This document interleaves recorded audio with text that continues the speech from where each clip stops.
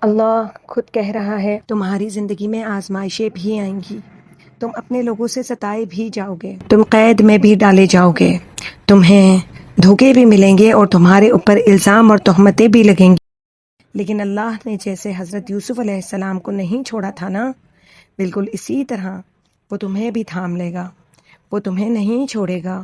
یہ آزمائشیں اس لیے نہیں ہوتی کہ اللہ تم سے ناراض ہے، اس لیے ہوتی ہیں کہ اللہ تمہیں مضبوط بنانا چاہتا ہے۔ اللہ تمہیں چاہتا ہے کہ تم اس قابل بنو اور مقابلہ کر سکو۔ تمہارا صبر، تمہارا یقین، تمہارے کردار کو دنیا پر ظاہر کرنا چاہتا ہے۔ پھر یوسف علیہ السلام کو بھائیوں نے کنویں میں ڈالا، غلام بنا کر بیچا گیا اور پاک دامن ہونے کے باوجود قید ہوئے، مگر ہر اندھیرے کے بعد اللہ نے انہیں عزت کے نور تک پہنچایا۔ یہی قانون تمہارے لیے بھی ہے۔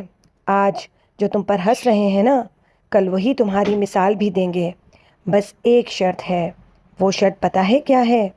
کہ تم شکایت کے بجائے صبر کرو، مایوسی کے بجائے یقین رکھو اللہ تعالیٰ کے اوپر، کیونکہ اللہ کی مدد دیر سے ضرور آتی ہے، مگر خالی ہاتھ وہ کبھی نہیں لوٹاتا، کسی کو بھی نہیں۔